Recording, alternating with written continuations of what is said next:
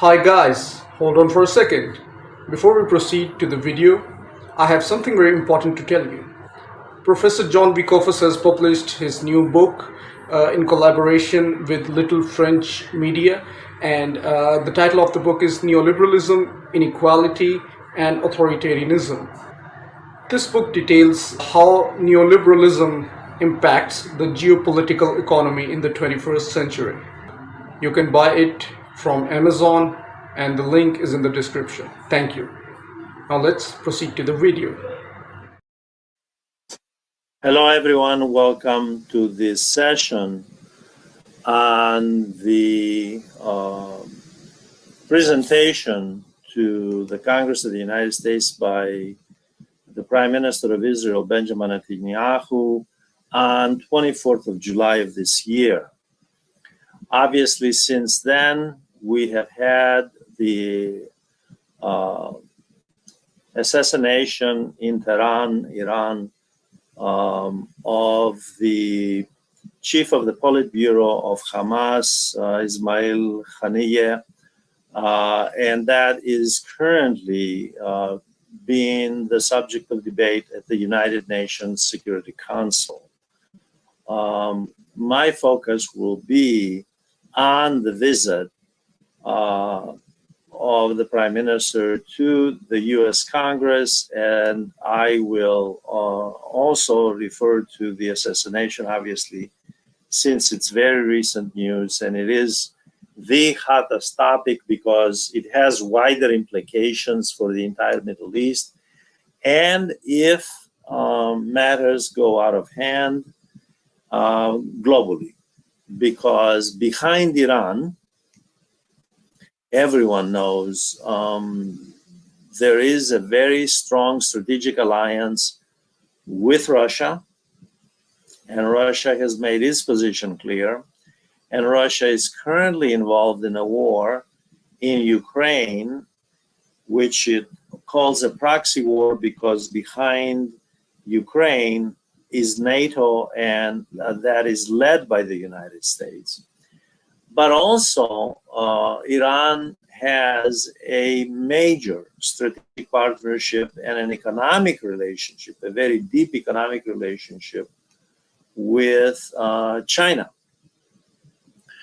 I want to begin by pointing out that what we're witnessing in these last 2 years, and especially these last 8 months or so, actually since October, since the October 7th attack by Hamas on Jewish residents in a camp, and the response, the heavy-handed response, which the International Criminal Court has ruled genocide, as have governments around the world, as have international human rights organizations, as have individual representatives of the United Nations, by the way. Genocide is not a term to be used lightly.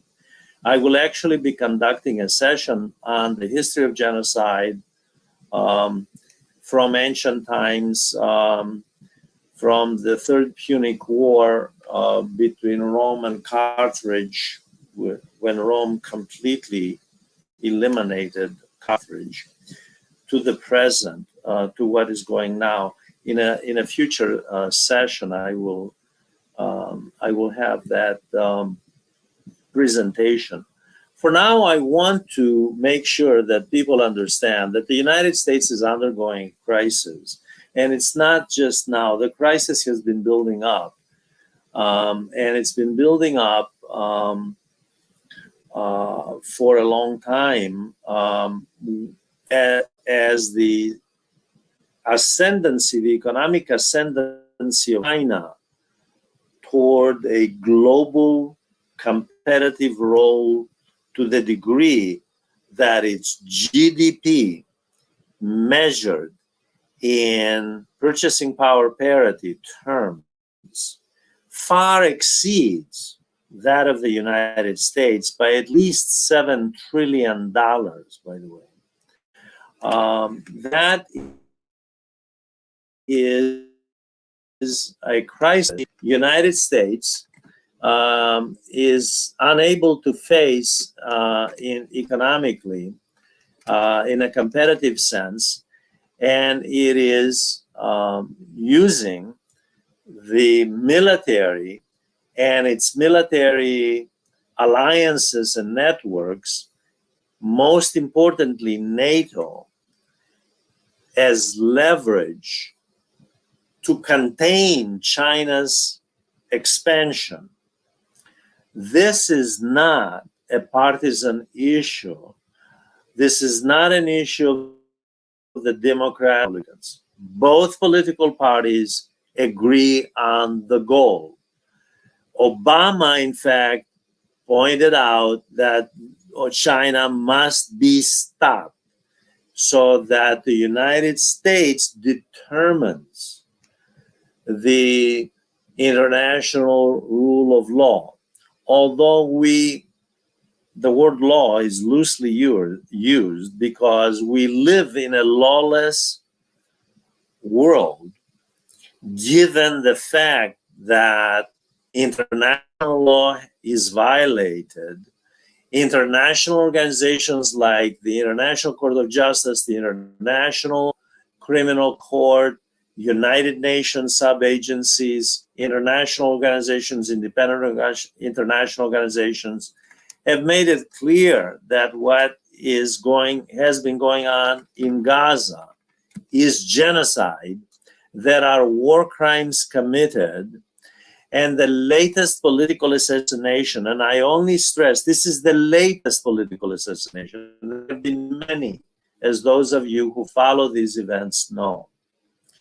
The latest political assassination clearly indicates that there is lawlessness. And this lawlessness is covered up by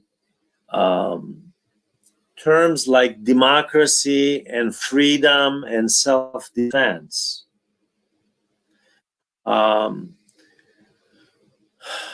Genocide is genocide. Killing 40,000 people, 70% of which are children and women, is a crime.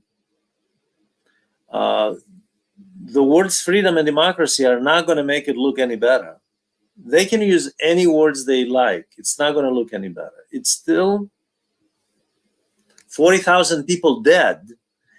And the question is the disproportionate response of the State of Israel covered by the United States above all, and then the Western countries allied with Israel, but also, by the way, a number of countries, including India, but also Muslim countries, which continue to conduct trade with Israel while it is engaged in genocide. All of this indicates that the rule of law is irrelevant. Of the crisis of the United States manifesting itself in its foreign policy, which is one-way solution, namely the military solution to any crisis, using the military as leverage. And the reason, by the way, it saddens me to say that the United States had, which for a long time from the 1945 onwards until the Vietnam War, had a three-pronged power base. The military was one, certainly with nuclear weapons, but then that was also the pillar on which the Soviet Union rested its superpower status. The Soviet Union was nothing but a military superpower. It was never an economic superpower, never a political superpower, whereas the US was, by the way. The US now is actually in a comparable position as the old Soviet Union because it's losing to China, and it's losing to China in the most important sector, namely the economy.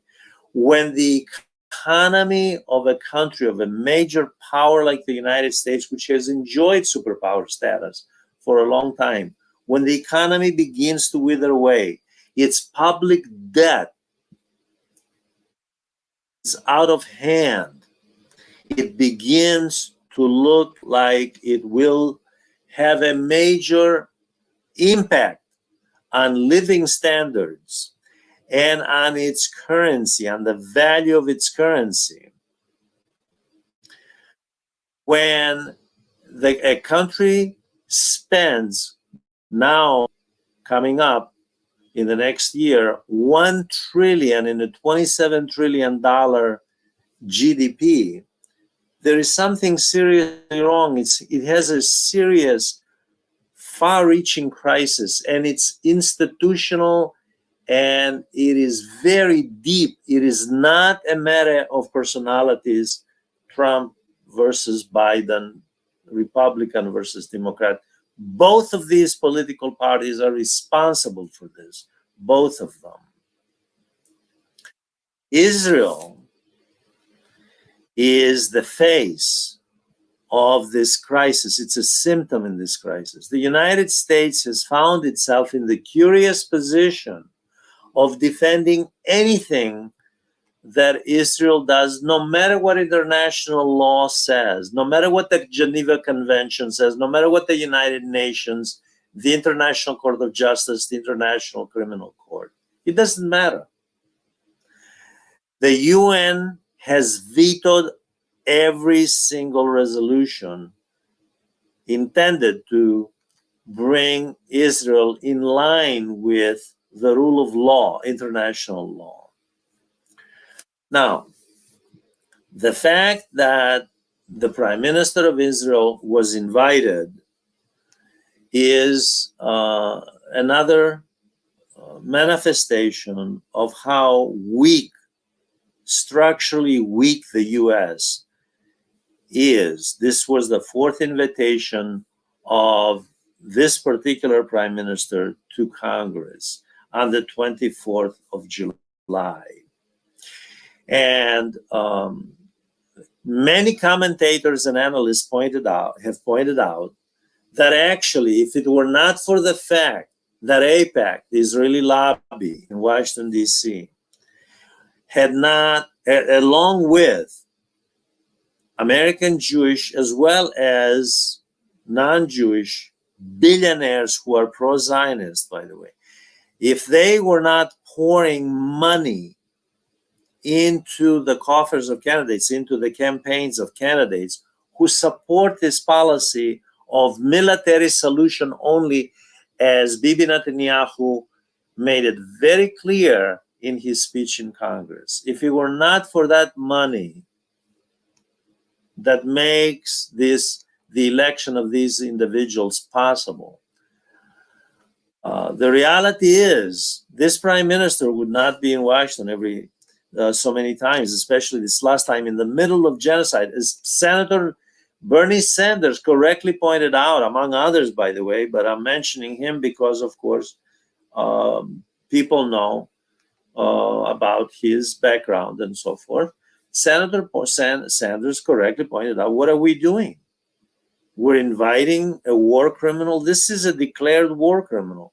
We're inviting a war criminal, an individual who is the head of a state accused of genocide, to speak before Congress. We're legitimizing, normalizing genocide and war crimes in Gaza.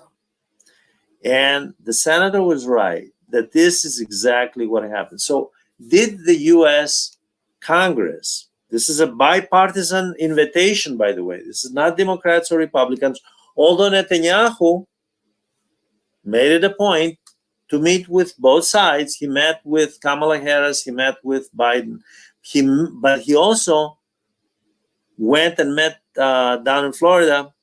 He met with Donald Trump, the presumptive nominee, the nominee, not the presumptive nominee, the Republican nominee, And probably the next president, we don't know. We'll have to wait until November. We have no idea who's going to win, but presumably it could be him, since the Harris nomination was a last-minute coronation.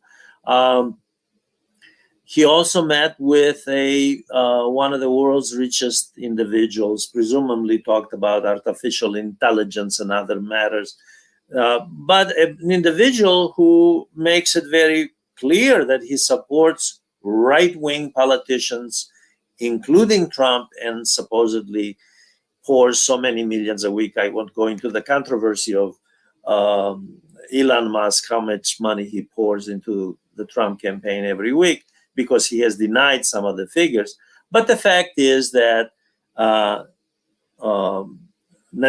who is a right-wing politician, made it a point to meet with a right-wing American politician, the former president, and with one of his largest donors, Elon Musk, who, by the way, people know about Elon Musk's history toward minorities and so forth. They know about his, and I'm not going to go into that. He's clearly on the far right camp. So in the absence of money, this individual would not be before Congress. And the question people have to ask, there are a couple of questions, there are a lot of questions, but a couple of big questions people have to ask. One is, how would the founding fathers of the United States have reacted to all of this?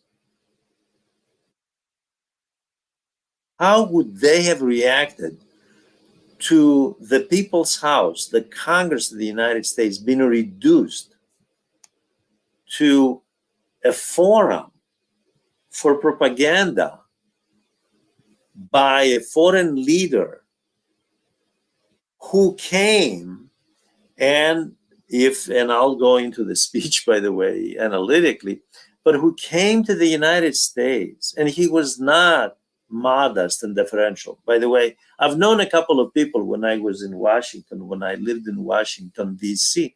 I knew a couple of people who actually met him. One was in the Defense Department, and the other was a journalist. And they explained a few things to me about this individual. But this is not, as I'll point out later, this is not about the cult of personality. It doesn't matter to me if it's Netanyahu or anybody else. This is a structural issue. This is about politics. And this is really indicative of how a crisis in the United States has resulted in this situation. And like I said, one of the questions is, how would the founding fathers have reacted to all of this? And the second question is, exactly how many leaders from around the world have made their presence known in the US Congress to this degree? And how many, when they did come to speak, were this blatant in their speeches, this defiant, including of American citizens, by the way? So these are serious questions. What I'm raising here is a question of American national sovereignty. What has happened to American national sovereignty here? What has happened to it? Is it to be determined, as the Constitution clearly says, by the people of the by the voters, or by a handful of people, Christian as well as Jewish Zionists, who are deeply linked to Wall Street, media, the political and military establishment, and determine policy at every level to the detriment of the rest of society? And that's what this issue is. That's what that presentation before Congress was about. It was a sad, sad presentation. But again, I don't agree with the emotional reactions of many analysts on one side or the other, by the way, whether they're for or against this individual. I don't know this individual. In my view, this individual is not important. What he symbolizes is important. The structural issues to me, and I have a structural approach to this, to the presence of the Prime Minister of Israel. This is a representative of a country that the World Court has decided has committed war crimes and genocide, and this individual is wanted. He's a wanted individual. He's also wanted, by the way, since 2019 domestically. Domestic courts in Israel have also decided that this individual has committed, has violated the law with regard to fraud and some other issues that, once out of office, of course, has to face the music. So this is a very serious issue, and that is the issue of placing an individual above the law. Why would a country that claims to respect the law, to be democratic, to be in fact the cradle, not the cradle of democracy, Athens is the cradle, to be the beacon of democracy, the model for the rest of the world for democracy, do something like this? This, as again, I refer to a lot of people, but especially the senator from Vermont, namely Bernie Sanders, who pointed this out. Why would you invite this individual? Now, in Congress, I'm going to reduce this speech, because obviously you can see the speech on YouTube. I'm going to reduce it to the number of elements he touched upon. First of all, the tone was defiant. This was not a tone where you come as a guest, as the head of state in a foreign country, especially the United States, you know, the superpower since Truman. You show some humility. Not so in this case. Anyway, he did praise, at least you got to give him that. He praised the allies, mostly the United States, but anyone allied with Israel, and thanked them for going along with the genocide that Israel has been carrying out and the war crimes. A curious position. Of course, presenting all of it in terms of Israel as the only democracy in the Middle East, the biggest myth of all time. You can't have a democracy if it's an apartheid state. We know that because South Africa claimed to be their democracy before Nelson Mandela. South Africa claimed to be a democracy before Mandela. And of course, we know it was a racist country. It had marginalized the black population and the white elite that controlled the wealth and controlled all the institutions was democratic. Of course, there was democracy for them. In Israel, we have a comparable situation. Democracy for whom? For the people in Gaza, West Bank? Whose democracy? In any case, the issue, of course, was presented as one of self-defense, defending against these Palestinian terrorists. And the Palestinian struggle was presented as a struggle that was identified, all of the Palestinian people, close to 6 million, identified with Hamas, which, by the way, Netanyahu himself, as well as a number of Israeli leaders, helped to set up in order to undermine the Palestinian Authority and make sure that a Palestinian state, that a two-state solution never takes place. Let's keep that in mind, by the way. Let's keep in mind that Hamas was a product of an Israeli fiendish plan to undermine the Palestinian Authority, to make sure that a two-state solution doesn't take place, to divide the Palestinian people. Of course, the Palestinian people are not divided. The Palestinian people want sovereignty. They want freedom. They want democracy for themselves. They don't want to live in an apartheid state, and they certainly want ceasefire to the genocide. So the struggle of the Palestinian people was identified with Hamas because the United States and a number of Western countries have labeled Hamas, which is a resistance organization. And yes, they have carried out, you can't get away from that, they have carried out acts of random violence, which do under relatively objective, if you will, because there's no such thing, but let's say relatively objective criteria, qualify as terrorism. However, this is about proportion. If you compare what they have done versus what the Israelis have done, not just since 1948, I mean since October 7th, we have the ruling from the International Criminal Court, by the way. We have a ruling on this issue. And most countries in the world agree with that. And this issue is brought up again and again in the Security Council. Now, the other point that the Prime Minister of Israel brought up, and this is where he began to get a bit feisty, shall we say, is that anyone opposed to its military solution, because you have to keep in mind that the government of Israel is only interested in a military solution, not a diplomatic solution. There have been repeated efforts by regional players on the sidelines, even by the United States, half-hearted efforts even by the United States. But the United States is always held back by the very powerful billionaires on Wall Street, the APEC, the lobbyists, powerful interests in the media. They're held back by these people, people in the military who want a military solution, not a political solution, because a political solution will invariably entail that there must be some kind of a permanent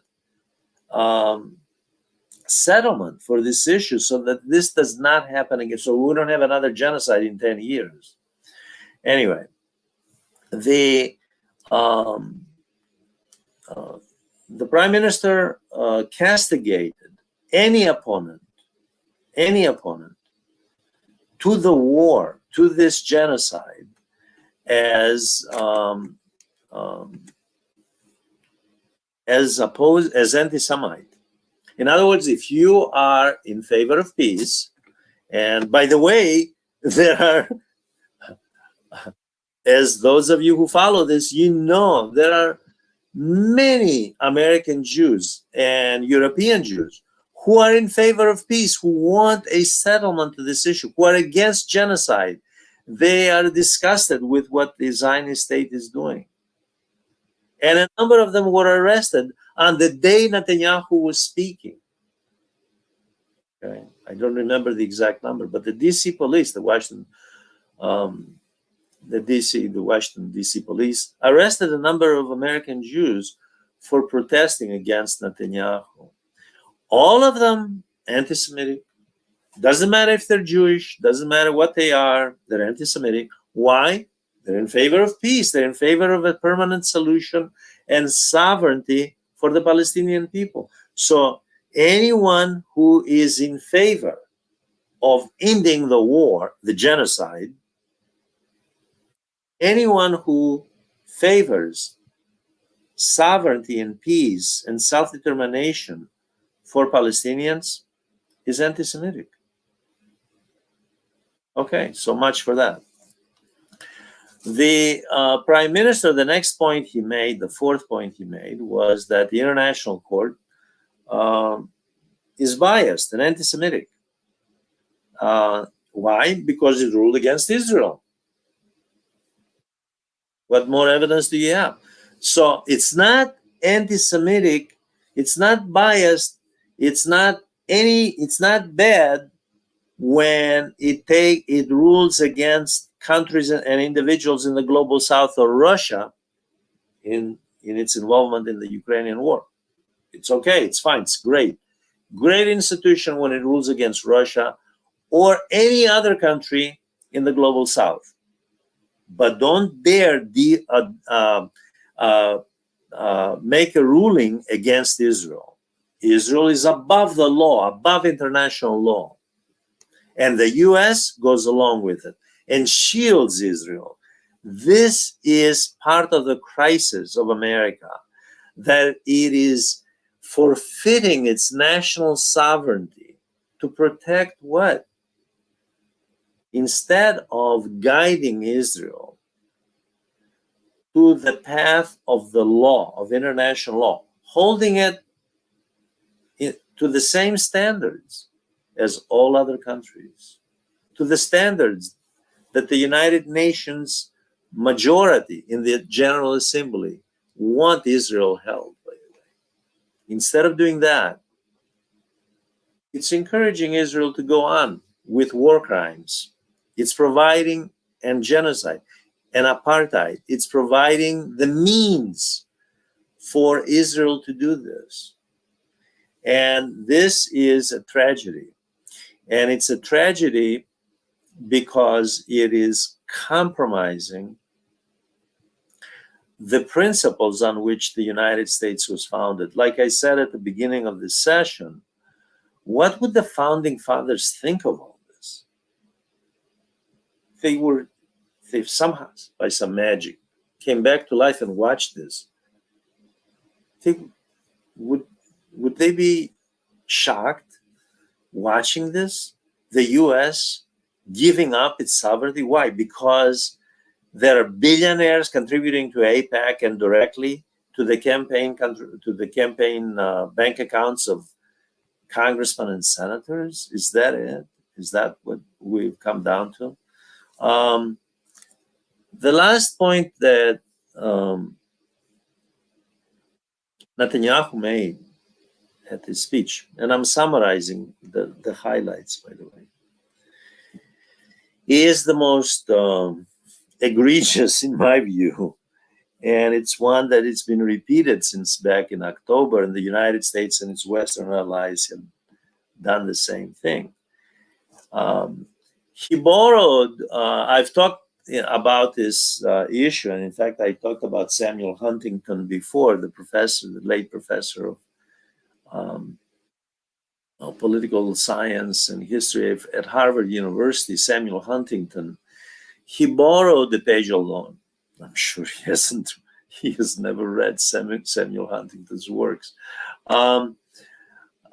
He borrowed the clash of civilization theory, and he argued that this is not the clash of civilization. This is a struggle between barbarism, which he identified, of course, with Hamas, and Hamas means all Palestinians by extension, Iran, and by extension, Muslims.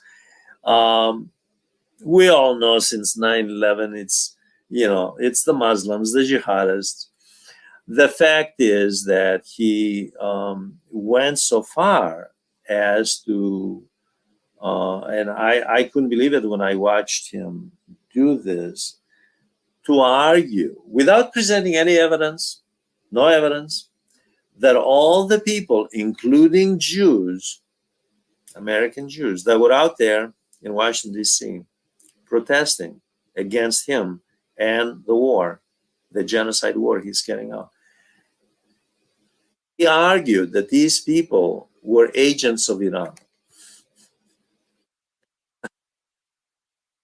Now, the CIA, which, has a reputation of knowing what it's doing, at least collecting they have a history of distorting right and left, but they also collect some very good. I've used CIA documents in the past for my research when I thought, obviously scrutinizing them and making sure that I had corroborating sources from some other place. But they have no evidence that Iran is involved in this at all. And Iran can't possibly be involved with every person in Washington, D.C. protesting on. Even if they wanted to, they couldn't. They can't do that. Anyway, The interesting thing about all this, every single point I mentioned, if you watch the tape, if you watch this, you already know. If you watch the videotape on YouTube, what you find is that the representatives of the American people, representatives paid for by the lobbyists, by the way, that's how they got elected, enthusiastically applauded all of this, including the prime minister, the head of a foreign state, denigrating American citizens exercising the right to free speech, the right to express themselves and say, I'm against the war. Is that a crime to be against this war that Israel is carrying out? If the ICC says you're committing genocide, you're committing genocide. I don't approve of genocide. I don't approve of a state killing children and women. I don't approve of that. Why is that a crime? Why go to the level of linking protesters against this genocidal war to Iran? You want to talk about Iran? Talk about real issues that Iran is involved in, and they are. We all know what, and I'll discuss some of them today. But this is not one of them. This is not one of them, and everybody knew it, yet they applauded. There should be limits. Propaganda, by the way, is effective when it at least has some factual basis, a modicum of factual basis. When it is so hyperbolic that people begin to laugh, it's not effective. It's not effective. Now, it is true that there are people who are so ideologically driven that they would believe, yes, Iran must be behind this. Because when, as a historian who has studied social discontinuity and the decline of empires, let me point out that it is true, and this happened from the decline and fall of Rome all the way to the decline of the United States right now. By the way, the United States is experiencing a decline, although they're refusing. There are a lot of people, especially elites, refusing to accept that. What happens is the elites, beginning with the Roman elite, the Roman aristocracy, the patrician class, they go into a defensive mode and to deflecting blame to other actors. The great English historian Edward Gibbon, in his monumental work, The Decline and Fall of Rome, pointed out that the Romans blamed, the patrician class blamed the Christians and the barbarians. Not themselves. They're fine. They did nothing wrong.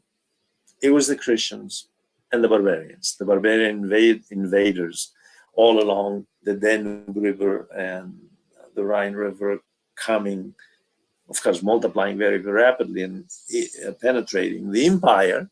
It was them. And it was the Christians, because they diluted those great values of Rome to duty to the state, to the empire. Fine. We get the exact same mentality in the United States. It's not the elites, it's other people. The Chinese, the Iranians, the Russians, and the domestic dissidents. That's where we're arresting them, by the way. How dare they want peace instead of war? Okay, so this was, in summary, the Bibi speech and the reaction inside the People's House, the Congress. When you look at the media reaction, the media, I felt sorry for them, the Western media. When you begin, in preparation for this presentation, I had to, of course, go through a lot of them. And you sort of begin, after you begin to really sort of feel sorry for them, because they're really trying to see, where can I hold on? What can I hold on to here? Because they know, they're journalists, they know, and their editors know what the score is here. They know that hyperbole, a Greek word which obviously means exaggeration, was flying right and left, and hyperbole was applauded by the representatives of the American people. Now, the media's reaction was, much of the right-wing media simply echoed what Netanyahu said. Yes. Let's go with a military solution. By the way, I forgot to mention there was one last point that Netanyahu made, and the media echoed that. The total victory thesis. Total victory? What is total victory? A military solution. Kill them to the last person, right? Is that it? Is that total victory? If that's what it takes, is that it? No diplomatic solution, no political solution. I've mentioned this in many sessions, many videos that I have done. Has there ever been a war that has not ended in some kind of a diplomatic? Okay, some people may argue stalemate and no peace, the Korean War, for example. You just walk away and leave things be, agree to something. But even the Korean War had some basis that was actually based on a political solution. You have to have, there's no getting away from a political solution from a crisis. War is an extension of diplomacy, and then you return to diplomacy. War is what happens between diplomacy. Let me make it very clear. Believe me, there is no other way. This man offered total war. And what happens with total war? A few days after this, there's a political assassination of the one individual in Gaza, Ismail Haniyeh, the chief of the Politburo, who was of the political wing of Hamas, who was responsible for negotiating a ceasefire and a solution to all this, and release of the Israeli hostages, let's not forget, by the way. They killed him. They won't admit that. To admit, by the way, a political assassination has legal consequences and political and military consequences. Who's going to admit that? They celebrated the farthest that Israeli officials have gone is to say, this shows the Iranians that we mean business, again, as though Iran is the issue. The issue is Palestine, the Palestinian people, and the way, and the apartheid since 1948. Iran is supporting, yes, it is supporting Hezbollah, Hamas, and of course, the Houthi rebels in Yemen. All of them against Israel. All of them have tried to undermine Israel's war against the Palestinians in Gaza. That is absolutely true. They regard themselves as resistance to the apartheid state. The interpretation of Israel, the United States, and its supporters is that these are terrorists. They're not resistance fighters, they are terrorists. And Israel, we hear this ad nauseum, has the right to defend itself. This would be like saying that when the British were in India, especially in I'm going to bring up the later period in the 1940s, when Mahatma Gandhi was undertaking the peace movement, and he was urging peaceful resistance against, of course, not terrorism, not acts of violence, but peaceful resistance to get the British out. It would be like the British arguing those are terror. And guess what they did, by the way? These people resisting us, the imperialist power that had colonized since the 19th century India, how dare they? We have to castigate them, punish them, get rid of them. That's what they're doing. All colonialists think alike. They all think they're in the same mode of thought. They look at any resistance to national sovereignty by the people that are oppressing. They look at that as terrorism, and they look at themselves as defending themselves, self-defense. We have the right to self-defense, which means the right to oppress, by the way, because no one denies the right to self-defense, meaning within the context of their own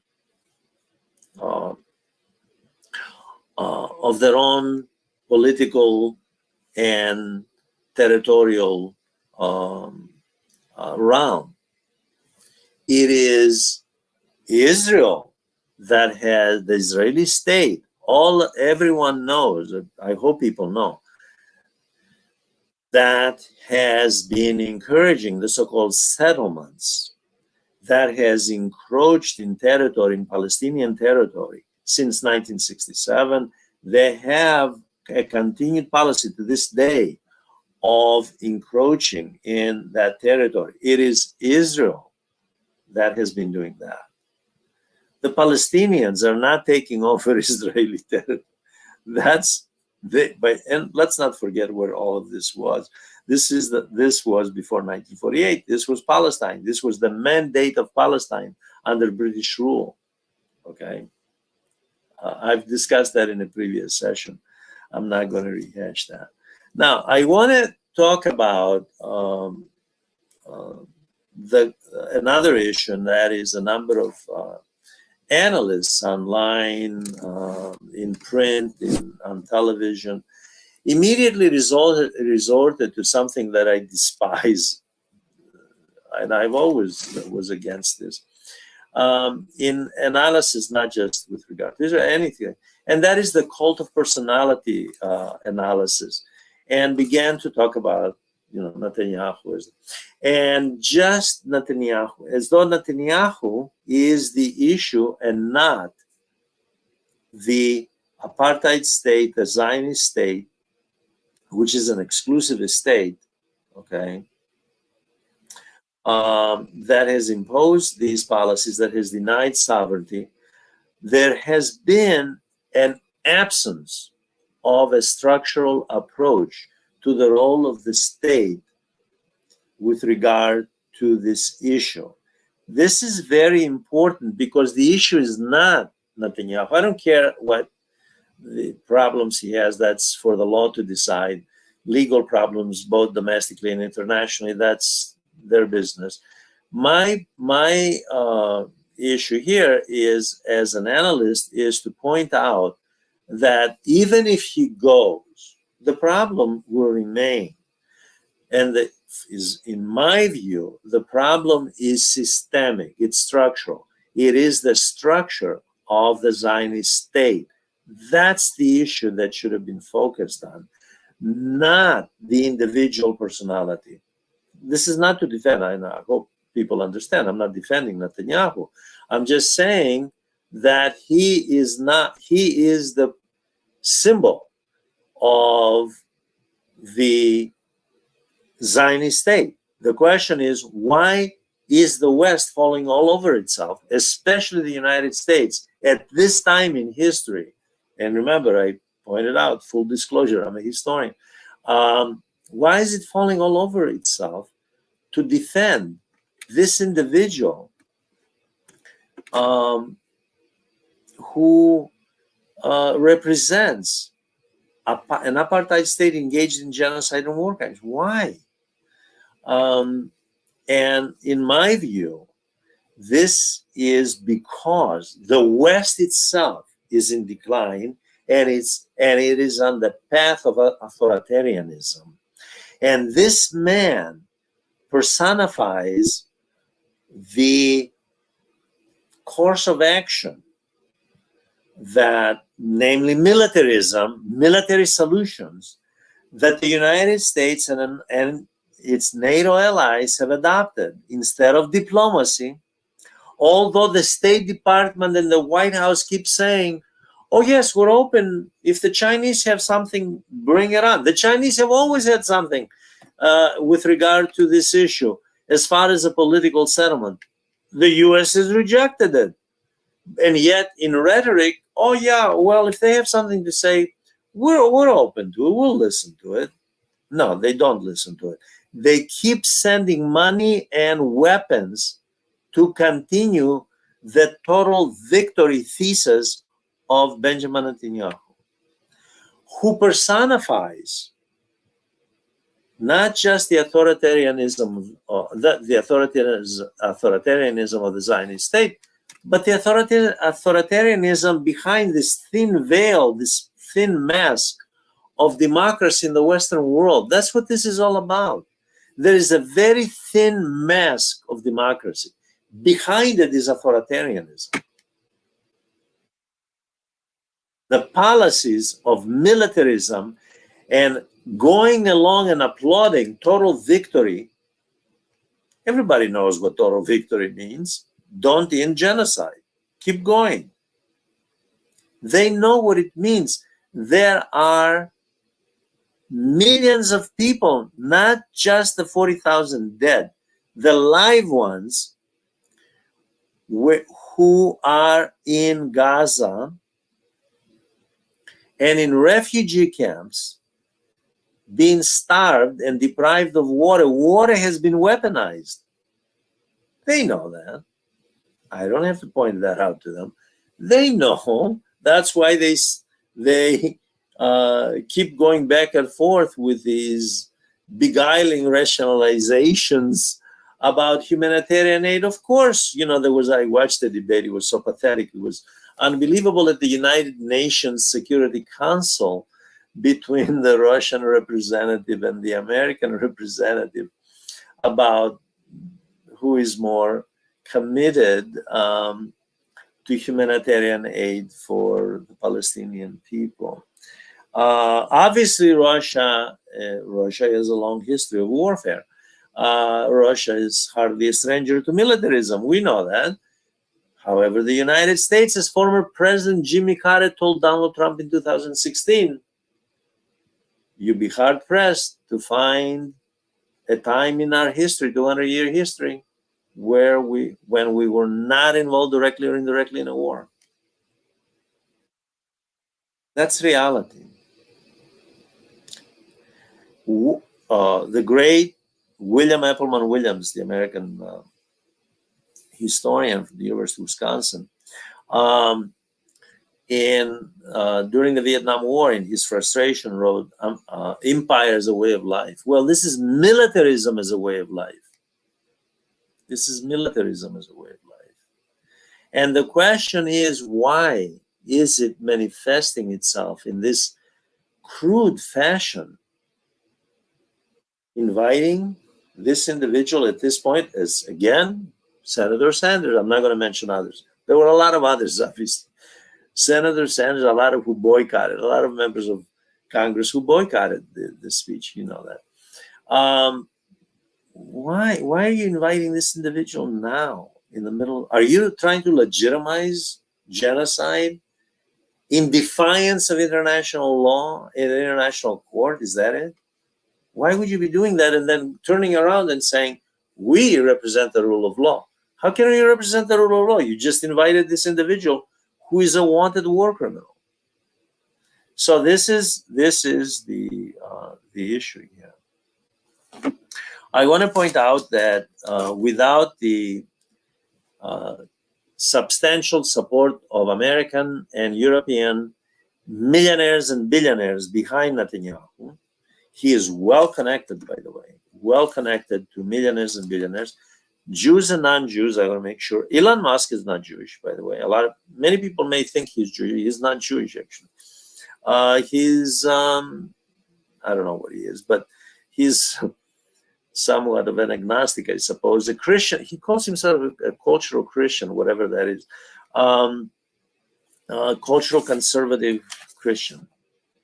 Anyway, the fact is that the meetings that Netanyahu had with both Trump and Musk are indicative of a sort of a defiance, not just of the American, defiance of this administration. I mean, obviously, we have a Biden administration. I remember Obama had his problems with this man. But Obama, by the way, whose rhetoric was, oh, yeah, I can't stand this individual. Again, going down the path of the cult of personality politics, always supported Israel. He always supported Israel. The same thing with Biden. This man goes and, he hedges his bets with Trump because there's a possibility Trump may become the next president. Nobody knows. And then he talks to the billionaire, Elon Musk, because Elon Musk represents big capital. He represents the billionaire class that's pro-Zionist, not necessarily pro-Jewish, pro-Zionist. The Jewish people are, I've made this point very clear, the Jewish people are as heterogeneous as all other human beings. There are many Jewish people around the world who are disgusted with all of this, and they have vocalized their opinions, and there are some big name voices like Finkelstein and obviously Noam Chomsky and so forth, but also the average person, the average European, French Jew or American Jew or Canadian Jew who are against this. They're against genocide. They want Israel to become a mainstream state and follow the rule of law. I do want to reflect on some final, because I see we're almost out of time, at least the time limits I've given myself.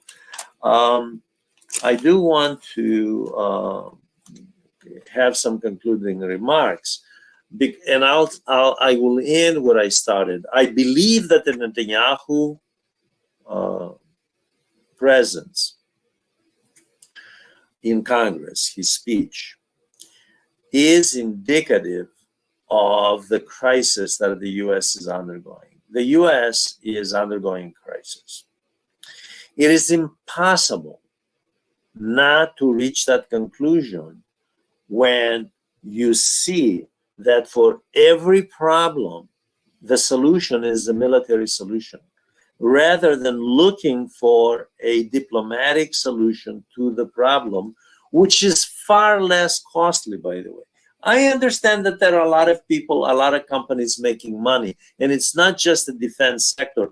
When you go to the Pentagon City metro station, you'll see advertisements, by the way, by companies that you wouldn't associate with the defense establishment, like communications companies and so forth. And you think, why are they advertising here at the Pentagon City and at the Pentagon Station, not just Pentagon City? At the Pentagon Station, there are a lot of advertisements by companies. You think, how are they connected? They are connected. There are a lot of companies, including banks, by the way, who are bankrolling all of this, right? Banks are providing the money to finance all this.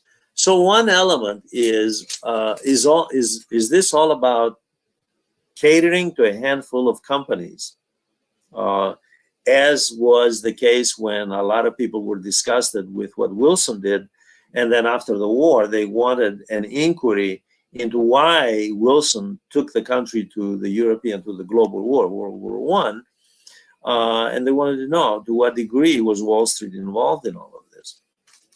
That went nowhere, of course. Anyway, I think that the U.S. is undergoing crisis. It is really time to seriously, by the way, people who are balanced, people who are not prone to yielding to hyperbole and emotional outbursts as you often see on television and in other outlets, to really reflect on what kind of society they want and what they want posterity to, how they want posterity to judge them. I trust that in the future, when all of this is examined, historians of the future examine all of this, what they will see is that, in fact, the crisis of the United States and its allies, the G7, is the reason for all of this. Political assassination. Let me bring up again Ismail. Killing the head of the Hamas political wing, who was negotiating, we don't know how that would have gone, but as one of the Arab, as one of the Gulf state government officials stated immediately after he found out, he goes, well, you know, when you kill the head of the other side that's negotiating a solution, that I guess that means you don't want a solution. Well, actually, Netanyahu said that before the assassination. He told that to Congress. Total victory, military solution, no political solution. He doesn't want, and when I say he, I don't mean him personally. I care less about him personally.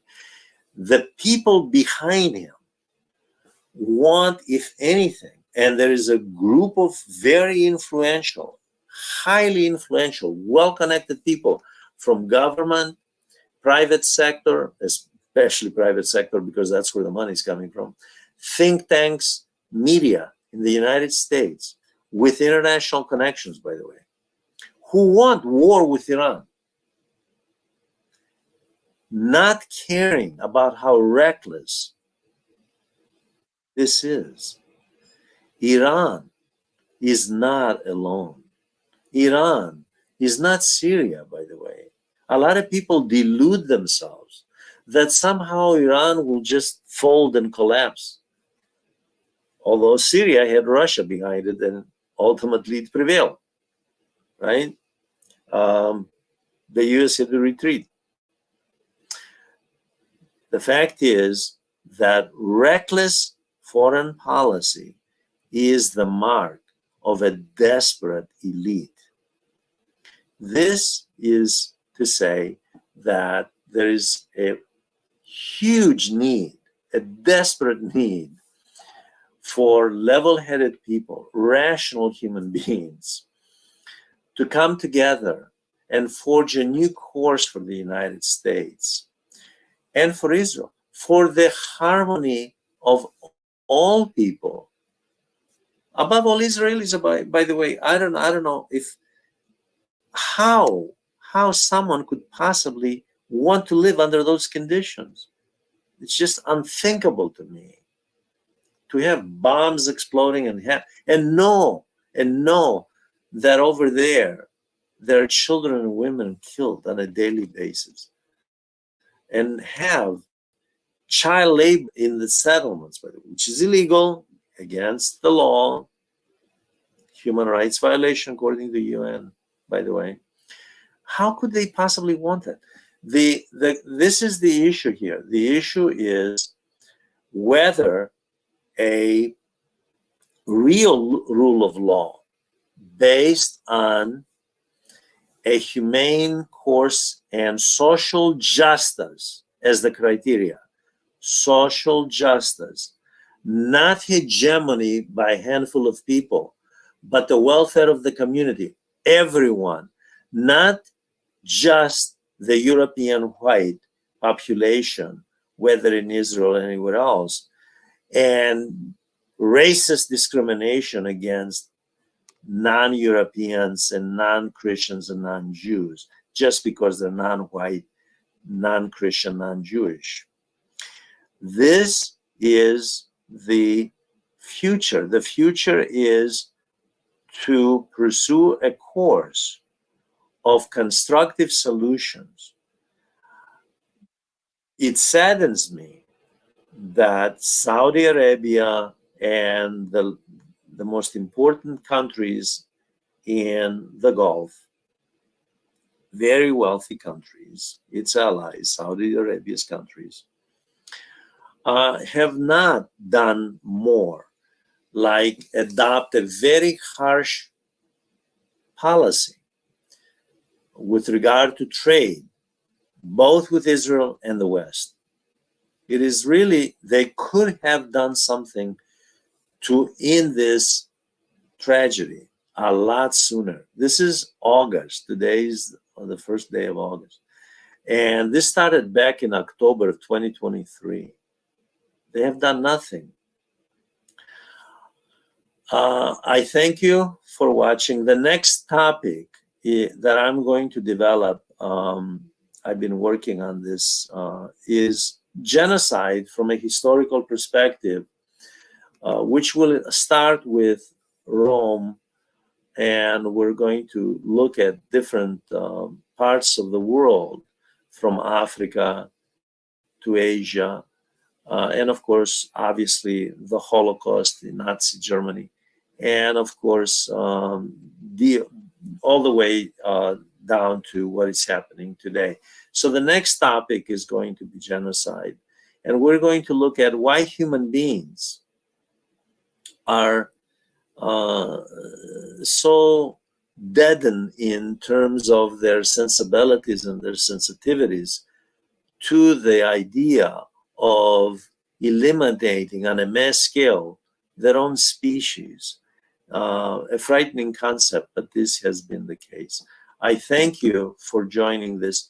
By all means, sign up to this channel for more sessions. This is Asad Alim's channel.